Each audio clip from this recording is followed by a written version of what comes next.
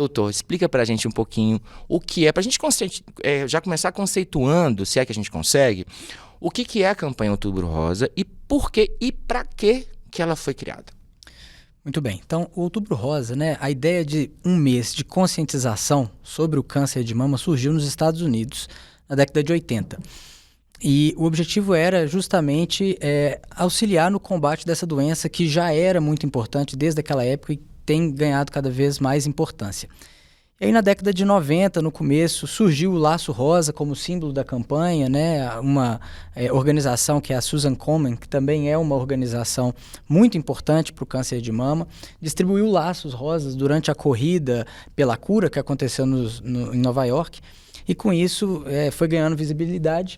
Hoje é uma campanha internacional, né? A gente tem isso no mundo inteiro, e o objetivo maior é orientar, conscientizar e principalmente divulgar a prevenção, o rastreamento, né, que é a mamografia, que é o ponto talvez mais importante do Outubro Rosa, e ao longo da nossa conversa aqui eu vou ter a oportunidade de falar por que no Brasil, um país igual ao nosso, essa campanha é tão importante. E como que funciona, Marilyn, dentro da Rede Mater Dei, essa campanha, assim, para além do mês, né, do mês de outubro, como que vocês trabalham essa campanha internamente e com os pacientes? A gente trabalha diariamente, né, com os pacientes no setor de oncologia, onde eu sou supervisora. E a gente cria ações durante todo o ano, não somente no Outubro Rosa. Claro que no Outubro Rosa a gente enfatiza mais. Tem um enfoque especial, né? Tem um foco mais especial. Mas durante todo o ano, todas essas ações que a gente foca mais no Outubro Rosa, a gente divulga também no decorrer do ano. O que mais mais importante nesse momento, assim, do Outubro Rosa, para a gente trabalhar mesmo o assunto, assim, é a importância das mulheres aceitarem o diagnóstico, né, entenderem esse momento, ou simplesmente conscientizar a população mesmo da importância do autoexame, assim, porque uma coisa é a paciente, outra coisa é a comunidade como um todo. Eu vou ouvir a opinião de vocês dois. Ou as duas coisas são importantes? Os dois são muito importantes. Eu acho que um complementa o outro, né? Porque quando a paciente procura o médico durante todo o ano, né? Tem aquela rotina mesmo de separar um mês. Que seja outubro ou que seja qualquer outro mês. O ideal é a pessoa ter aquele mês reservado para ela. Esse é o meu mês, é o mês de fazer a prevenção, né, do câncer de mama. Um calendário anual, digamos assim, né? Se é julho, sempre programar, sempre naquela época ali do ano, de estar indo ao médico e fazendo esses exames, né? Complementares e de rotina mesmo, porque todo mundo precisa ir pelo menos uma vez ao ano ao médico. É o ideal, né? Porque isso. Sempre prevenir é melhor do que remediar, né? Sim. A gente sempre já ouviu falar sobre isso. Com certeza. E é muito interessante essa pergunta que você fez, Márcio, porque o Outubro Rosa, o nosso objetivo maior, ele tem que ser na prevenção. Por quê? Aí eu vou trazer um conceito aqui, que é o conceito de rastreamento. O que significa fazer rastreamento, né? Essa palavra significa fazer exames em uma pessoa que está assintomática. Então, se uma mulher palpa um nódulo na mama, ou se tem uma saída de uma secreção pelo mamilo, e aí ela vai no médico, ele vai e faz um exame de imagem, uma mamografia, um ultrassom, isso não é rastreamento. Isso é investigação, isso é um exame diagnóstico. Já tem alguma coisa ali. Exato, você está querendo responder uma dúvida que está na sua frente. O rastreamento, por definição, ele é feito em pessoas que estão lá na casa dela. Ela não tem nenhuma demanda de saúde, ela não tem nenhuma queixa. Toma, nada. Nada. E aí, o nosso objetivo é justamente identificar alterações que a gente chama de pré-clínica, né? Ou seja, antes que surja um sinal ou um sintoma, a gente faz um exame de imagem para tentar identificar aquilo e fazer um diagnóstico mais precoce, um tratamento mais precoce. E por que isso é muito importante, né? E aí agora, pegando o gancho que eu tinha deixado. Quando você vai fazer um rastreamento, você tem duas possibilidades principais, né? Você pode fazer um rastreamento organizado ou o rastreamento oportunístico. E no Brasil, a gente não tem o rastreamento organizado, como existem em outros países, que nesses casos, as pacientes que são o público-alvo daquele determinado programa de rastreamento, elas são catalogadas, elas são convocadas no momento em que elas chegam, né, na faixa etária, né, nas condições de fazer aquele exame. Público-alvo, né? Exato. E aí elas são convidadas para fazer o exame. No Brasil, a gente não tem isso. O nosso rastreio, ele é um rastreamento oportunístico. O que significa isso? Se a paciente buscar o médico, aí, naquele momento, o médico vai ter a oportunidade de solicitar uma mamografia para aquela paciente. E aí a gente tem dados do INCA, né, do Instituto Nacional do Câncer, que mostram que a cobertura de mamografia no nosso país é muito baixa em todos os estados. Então, uma campanha como a do Outubro Rosa, ela é muito relevante num país que tem o rastreamento oportunístico, porque ela, de fato, estimula as mulheres que estão em casa, as mulheres que não, né, estão com nenhuma debate, queixa. né? Isso é um lembrete. Não, eu preciso fazer a minha mamografia. Então, isso aumenta. Na hora, né? Ela vai lá e busca mais.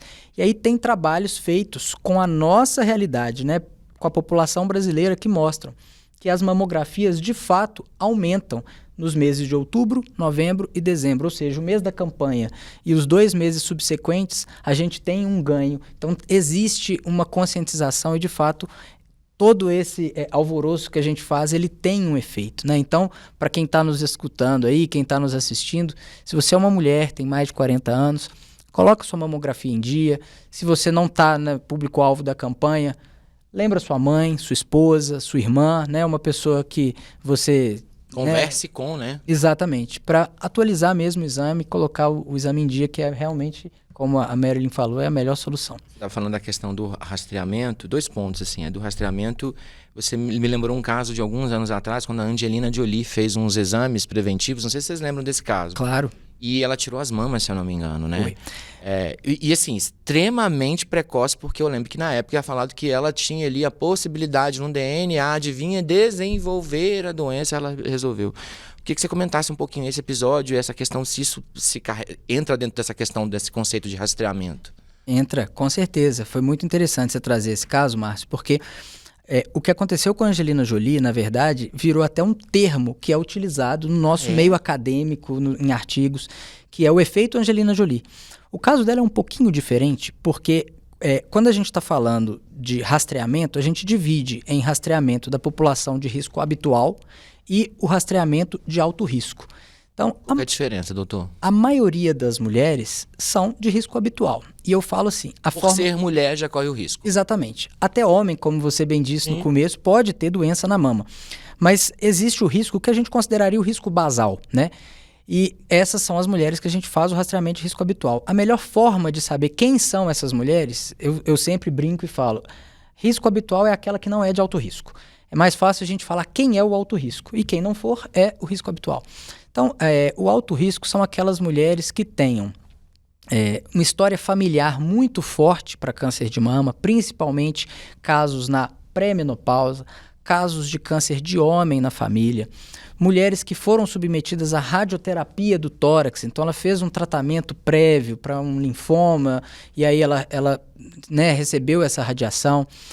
Mulheres que já fizeram alguma biópsia e aí o resultado da biópsia não confirmou um câncer de mama, mas existem algumas alterações que a gente chama de lesões marcadoras de risco. Então, esse grupo de mulheres, né, elas são de alto risco.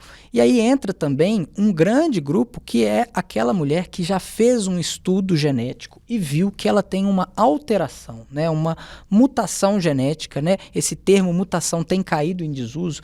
A gente tem usado mais variante patogênica, que eu brinco com as pacientes, é como se fosse um defeitinho de fábrica, que tem ali naquela família que tem muitos casos. E aí entra a Angelina Jolie.